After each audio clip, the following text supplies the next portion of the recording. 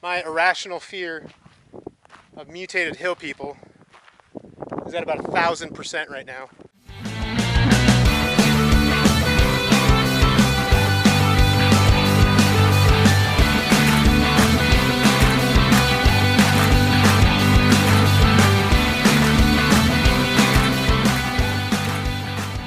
Welcome back to Navigate the Nation. As you can see, Dum Dum is here with me, and we are going to check out ghost towns.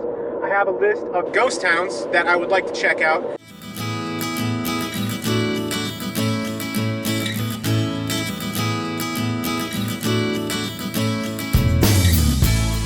These are all mining towns. That's what people came there for, and eventually, you know, when the vines dried out, that's why they left.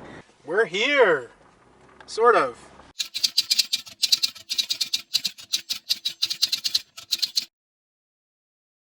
In 1904, two prospectors by the name of Shorty Harris and E.L. Cross came into this area here. They found quartz and realized that the quartz was full of free gold. The quartz was just full of free gold. It was the original Bullfrog Rock. This banner is a crackerjack. Soon after, the area began to fill up with more and more claims, eventually hitting 2,000 claims over a 30-mile area. There were so many claims here that this town, Rhyolite, was planned out and building began. By 1906, electricity had arrived in Rhyolite. Industries were growing. The mill was built. There was so much ore in the area to be processed that this mill was doing roughly $10,000 of ore a day. Today, that would be around $264,000 a day. The town was on such a boom that this building here was bank. Not just any bank, it was a 3-story bank. At the time, it cost $90,000 to build. That's equivalent to about $2.4 million today. Now, something that I find really interesting here are these two structures. So, like I said, this bigger one here that's still a bit taller, that was the bank, costing roughly $90,000 at the time to build. And then you have whatever was next to it. The smaller structure that's built a lot more like the stone cabins that I talked about in the Good Springs video. A structure with a far more simplified construction process. It's pretty fascinating. That is this building behind it. The truly sad part about Rhyolite is that by 1907, the town had started to shrink. There was a big economic downturn. The mill started to slow down. The mines started to dry out. People started to leave.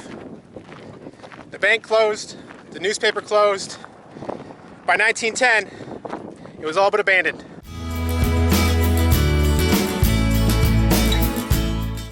So, if you're going to venture into the middle of nowhere, just know that you are not immune to construction stops. And as you can see, Dum Dum is not impressed. Now, this is what I'm GD talking about. This is a ghost town. Bonnie Claire was originally founded in 1906 as things were kind of moving north. But look at this. This is all that's left. Fortunately, J and K were here in 2010. Hope they're still living happily ever after.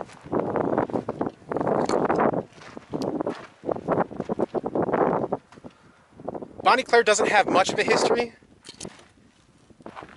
It was founded in 1906, and just like Rhyolite, by 1910, the mines in the area had dried up, and everybody just left.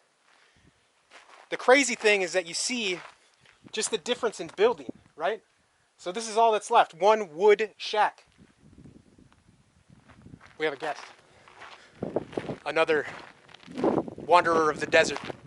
This would be here where a silo would have stood on top of this. There would have been some kind of grain. Maybe that's how they produce. I'm not really sure how mineral mills work, but that's what I could assume would have been standing there.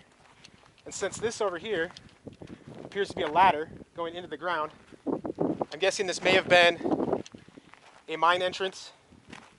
Yeah, look at here. Definitely a mine entrance.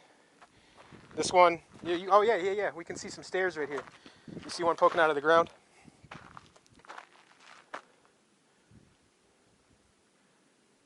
There's a ladder. I bet this was for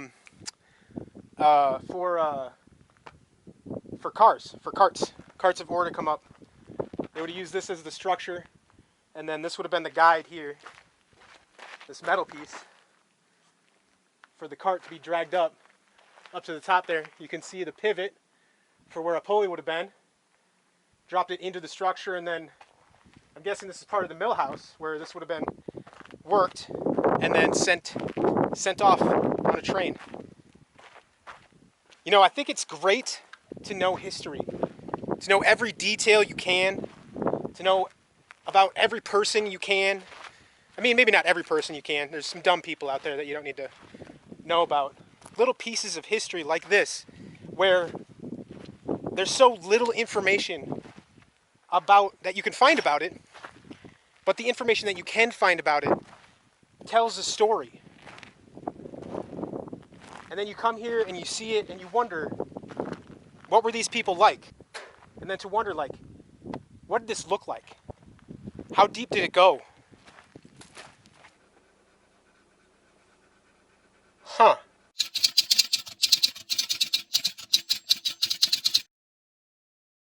The next stop just happens to be probably the saddest one. Colddale, Nevada. And unfortunately in 1993, the EPA discovered a hole in the fuel tanks here for the gas station.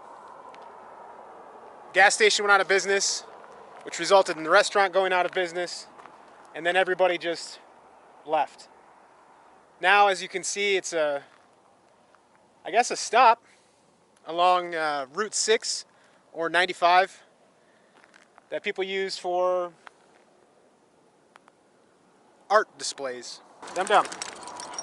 Which building should we go in first? Should we go in the gas station? See what he's feeling. We're gonna follow him. So this here is what's left of the Colddale gas station. I'm really not sure what it originally was, Chevron or Texaco, but it doesn't really matter now, I guess. What we got?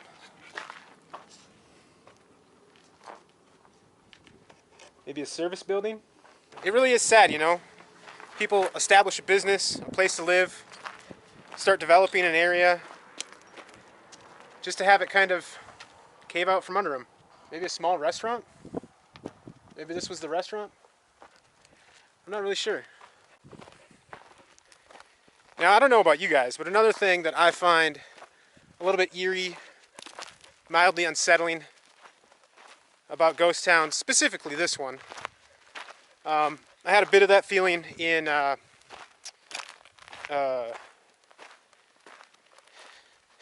Bonnie, yeah, what is it? Bonnie Rain.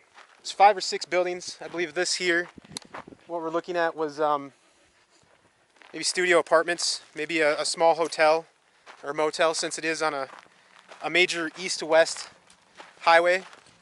Truckers could stop here and, you know, at least sleep somewhere or something else. Okay, so I think this actually was the well. And the other building, which is right over there, that one was maybe the town electricity control. Here I think we have some more of the motel rooms, or maybe a different motel this was. I guess those on the other side could have been studio apartments, like I said. Just a lot of trash. And then there's me. But I have a cute dog, so that fixes it. This right here is very likely to be the office, maybe to both motels. There wasn't a ton of information on what was here before everything closed down. sure I could find it doing a little digging, but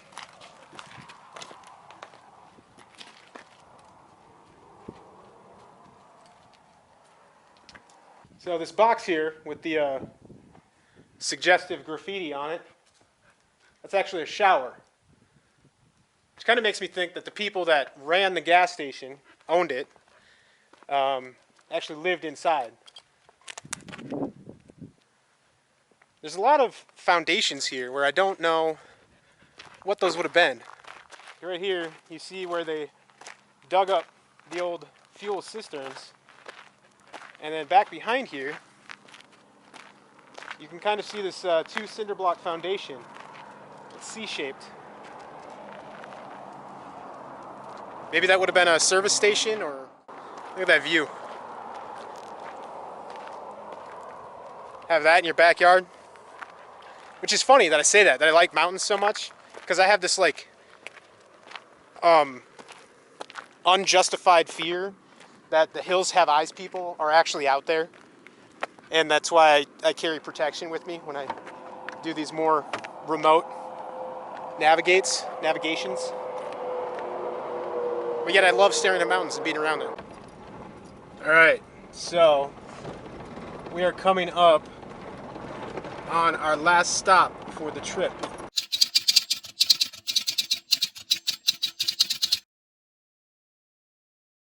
My irrational fear of mutated hill people is at about 1,000% right now.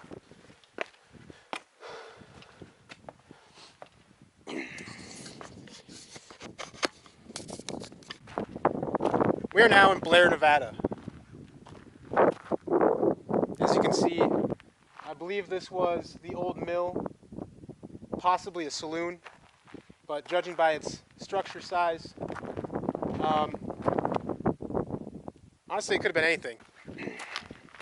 Now you see down here, this is more similar to how they would have done the stone cabins, right? So a lot of this stuff was pushed in after the rocks were stacked to solidify that wall, whereas this looks more like an addition right here. And it was built the brick and mortar style with a different kind of rock, it appears. And then they came in with pure cement, started to finish everything off, give things nice clean edges. You see these steps, probably finally curing after 100 years. For the time, this is actually a fairly large town. Population of about 700, worked just up there. This was founded in 1906, but as with almost every stop on today's journey, the mine dried up and everybody left. That was around 1916. A bit more modern. Very similar construction, but far more finished than the other one. This is possibly the post office, maybe the bank. They could have been the same thing at the time, I guess. I'm trying to be careful where I step here. Yeah, even bigger spots for timbers, and you can still see some of the timbers are still in there. Somebody lit this one on fire.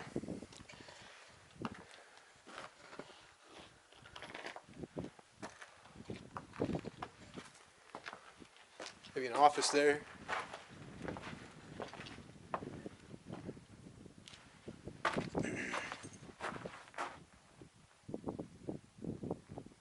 Probably not a bank. Maybe the post office. This is interesting here. Could have been also like an apartment, maybe? Because what this is a single chimney for 2 separate rooms. So they would have had a wood stove here, and the same on the other side, right on the other side of the wall. And then they would have piped it up to this chimney, and they both would have been using the same chimney for their stove. Ingenuity in construction, it's awesome. And I'm guessing I have these wonderful ghost towns to thank for the architecture in Nevada. That everything is textured everywhere. Texture everything. Anyway, that's it, folks. We are all done. I'm going to get Dum Dum home. and try to feed him again. For some reason, he hasn't wanted to eat all day. Maybe it's all the ghost town excitement. But hey, that's another Navigate the Nation. You know what I'm about to say. If you like it, you want to see more, you click these buttons down here. The like, the subscribe, the bell, so you know when I post more.